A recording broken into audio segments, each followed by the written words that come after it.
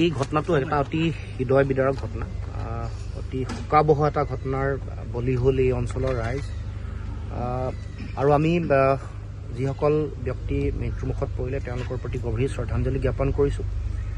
যিসকল এতিয়াও আঘাতপ্ৰাপ্ত হৈ চিকিৎসাধীন হৈ আছে তেওঁলোকৰ আমি খৰতকীয়াকৈ আশু আৰোগ্য আমি কামনা কৰিছোঁ।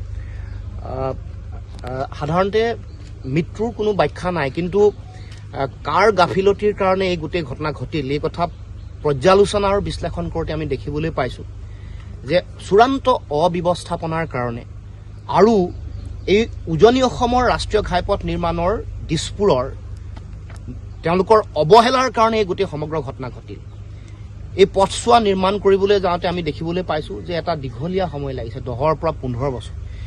10-15 বছৰ ৰাষ্ট্ৰীয় ঘাইপথ যিটোৱে সংযোগ কৰিছে উজনি নামনিক, এইটোক যদি ইমান দীঘলীয়াকৈ পেলাই ৰাখিছে তেতিয়াহ'লে নিশ্চিতভাৱে এনেকুৱা ধৰণৰ পৰিঘটনা ঘটিব, মানুহ এনেকৈ মৃত্যুমুখত পৰিব। আৰু আপোনালোকে চাব যে যিবোৰ নিৰ্মাণকাৰী সংস্থা আছে তেওঁলোকৰ চূড়ান্ত অব্যৱস্থাপনা, দায়িত্ব জ্ঞানহীনতা, প্ৰয়োজনীয় য'ত ডাইভাৰশ্যন দিব লাগে দিয়া নাই, য'ত তেওঁলোকে বিভিন্ন ধৰণৰ ডাইৰেকশ্যনত তেওঁলোকৰ যিবোৰ ৰাষ্ট্ৰীয় ঘাইপথ আইনৰ অধীনত তেওঁলোকে যিবোৰ সাংকেতিক সূচক দিব লাগে এইবোৰ দিয়া হোৱা নাই। তাৰ লগে লগে প্ৰশাসনিক যিটো শিথিলতা, প্ৰশাসন ব্যৱস্থা যেনেধৰণে য'ত দিব লাগে চেক য'ত হ'ব লাগে, য'ত স্পীড লিমিট কমাবৰ কাৰণে ব্যৱস্থা গ্ৰহণ কৰিব লাগে সেইবোৰ হোৱা নাই। কেৱল মাত্ৰ মানুহক ফাইন কটাতে পুলিচ প্ৰশাসন ব্যস্ত, মানুহৰ জীৱনৰ নিৰাপত্তা দিয়াত তেওঁলোক চূড়ান্তভাৱে ব্যৰ্থ হৈছে। গতিকে আমি দেখিছোঁ যে যিখন ট্ৰাক আহি খুন্দিয়াইছে সেইখন ট্ৰাক অবৈধ কয়লাৰ সৰবৰাহ কৰিছে, অভাৰলোডেড। আপোনালোকে সকলোৱে বাতৰি পৰিৱেশন কৰিছে। গতিকে 150 কিলোমিটাৰ পথ চোৱা কেনেকৈ চোৰাং কয়লা সৰবৰাহ কৰা এখন ট্ৰাক আহিবলৈ পাৰে।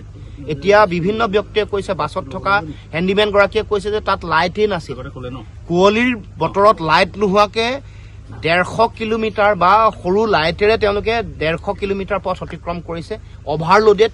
পুলিচ প্ৰশাসনে তেওঁলোকক মুক্ত হস্তে আহিবলৈ দিছে। গতিকে এতিয়া এই চোৰাং কয়লা সৰবৰাহ কৰি থকা ট্ৰাক, ডাম্পাৰ বা আন চোৰাং সৰবৰাহ কৰা কাঠৰ ট্ৰাক, শিলৰ বালিৰ ট্ৰাক এতিয়া কেৱল মাত্ৰ চোৰাং ৰমৰমীয়া ব্যৱসায় কৰা নাই, আমাৰ প্ৰাকৃতিক সম্পদসমূহকে নষ্ট আৰু ধ্বংস কৰি দিয়া নাই, জৈৱ বৈচিত্ৰতাক ধ্বংস কৰি দিয়া নাই, এতিয়া মানুহৰ প্ৰতিও ভাবুকি হৈছে। এইবোৰ এক প্ৰকাৰ মৃত্যুদূতলৈ পৰ্যবেক্ষিত হৈছে। এতিয়া আমি দাবী উত্থাপন কৰিছোঁ যে শেহতীয়াকৈ প্ৰধানমন্ত্ৰীৰ তেওঁ সাহায্য পুঁজিৰ অধীনত তেওঁ 2 লাখ টকাকৈ দিছে। এইটো এটা অতি দুৰ্ভাগ্যজনক আৰু আমি লজ্জা অনুভৱ কৰিছোঁ। অসমৰ মৃত ব্যক্তিৰ দাম এইটো নহয়, তেওঁলোকৰ সমগ্ৰ পৰিয়ালসমূহ তেওঁলোক এতিয়া হাহাকাৰ কৰিব লগা হৈছে। তেওঁলোকৰ একমাত্ৰ উপাৰ্জনৰ সম্বল পৰিয়ালত নাইকিয়া হৈ গৈছে, তেওঁলোক সম্পূৰ্ণ নিঃস্ব হৈছে। গতিকে গুজৰাট হোৱা হ'লে প্ৰধানমন্ত্ৰী আজি কোনোবা একেলগে 15-20 গৰাকী মানুহ মৃত্যুমুখত পৰিলে লগে লগে প্ৰধানমন্ত্ৰী যায় আৰু 20-25 লাখ টকা তেওঁ ঘোষণা কৰি থৈ আহে।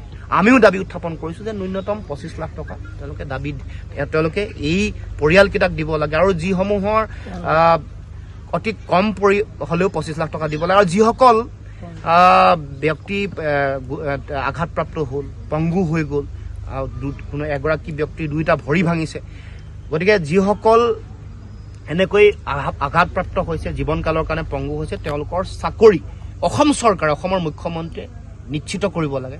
তেওঁলোকক বিশেষ ব্যৱস্থা লৈ তেওঁলোকক চাকৰি দিবৰ কাৰণে আমি দাবী উত্থাপন কৰিছোঁ। আৰু তাৰ লগে লগে এই যিবোৰ চোৰাং কয়লা, কাঠ, শিলগুটি, বালি এইবোৰৰ সৰবৰাহ চিণ্ডিকেট যে চলি আছে এইবোৰৰ বন্ধ কৰিবৰ কাৰণে চৰকাৰে, বিশেষকৈ প্ৰধানমন্ত্ৰীয়ে বিশেষ ব্যৱস্থা গ্ৰহণ কৰিব লাগে।